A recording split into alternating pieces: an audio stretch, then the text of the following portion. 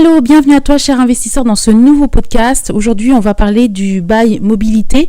Alors le bail mobilité est récent puisque il a été créé dans le cadre de la loi Elan qui a été votée donc le 16 octobre 2018. Donc, pour te dire que c'est tout récent. L'objectif c'est de s'adapter un peu au monde d'aujourd'hui, d'apporter un peu plus de souplesse dans la location puisque auparavant, si tu voulais louer en courte durée, alors je te parle pas de la location saisonnière, je te parle de courte durée quand tu es en meublé, soit tu avais le bail meublé étudiant de 9 mois, tu devais louer pour une période de 9 mois, ni plus ni moins. Voilà, si tu voulais, comme il n'était pas renouvelable, si tu voulais renouveler le bail, tu étais obligé de re-signer un nouveau bail de 9 mois. Tu avais aussi le bail meublé, on va dire normal, qui était puisqu'il existe toujours, d'un an renouvelable. Donc là, c'est pareil, tu devais en fait louer pour une période de 12 mois minimum. Et là, l'avantage du bail meublé mobilité, c'est que la durée est de 1 mois à 10 mois. Je pense notamment aux investisseurs qui louent en meublé en Airbnb par exemple et qui se retrouvaient avec des locataires qui demandaient s'ils pouvaient rester 1 mois, 2 mois, 3 mois, 4 mois, par exemple dans le cadre d'une mutation professionnelle. Et là, ils se retrouvaient un peu bloqués parce que soit ils avaient le bail 9 mois, soit le bail 1 an. Tu vois, c'était pas trop ça le deal, alors que là, vraiment, le bail mobilité permet vraiment de louer pour des durées de 1 mois à 10 mois.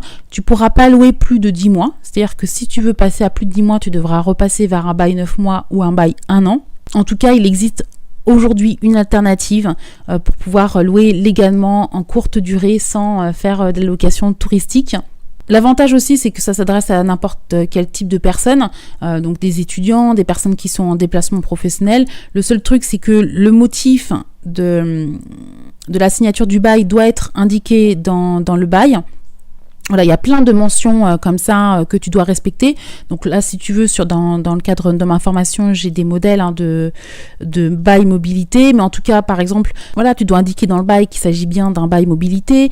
Tu ne peux pas prendre de dépôt de garantie. Pareil, bien indiqué dans le bail. Alors, tu prends pas de dépôt de garantie, mais en contrepartie. Alors, je sais pas trop comment ça se passe encore, puisque tu vois, c'est tout récent. Mais le gouvernement avait un souci de garantir le bailleur et il semblerait que la prise en charge d'un impayé puisse être pris en compte par le dispositif Vissal. Donc c'est un dispositif de cautionnement. C'est une garantie un peu de contre les loyers impayés. Et donc normalement le loyer doit être plafonné, etc. Mais là, il semblerait que dans le cadre d'un bail mobilité, on puisse, en cas d'impayé, utiliser ce dispositif. Donc c'est assez sympa. Ce que tu dois aussi indiquer, c'est le montant du loyer. Donc là, il est librement fixé, tu n'as pas de plafonnement. Et aussi, tu dois indiquer pour les charges un forfait de charge. Tu ne prends pas les charges au réel. En même temps, ça semble logique parce que sinon, ça serait compliqué d'attendre, donc des comptes de charges que tu vas recevoir l'année prochaine. Ton locataire est déjà parti. Donc là, il te faudra juste indiquer un forfait de charge. Donc fais bien gaffe quand tu le calcules, qu'il soit pas trop élevé. Et après, le tout aussi, c'est de bien évaluer la consommation d'électricité et la consommation d'eau du locataire, parce que des fois, tu peux avoir certaines surprises. Voilà, donc je trouve que c'est vraiment une belle alternative que ce bail mobilité, voilà, parce que ça permet aujourd'hui de louer en courte durée de manière légale. Voilà, mon cher investisseur. Est-ce que tu trouves que c'est une avancée ce bail mobilité? Est-ce que tu t'es déjà retrouvé un peu coincé à devoir faire du bricolage pour mettre en place un locataire? Voilà, dis-moi ce que tu en penses dans les commentaires. Je serais ravie d'échanger avec toi sur le sujet.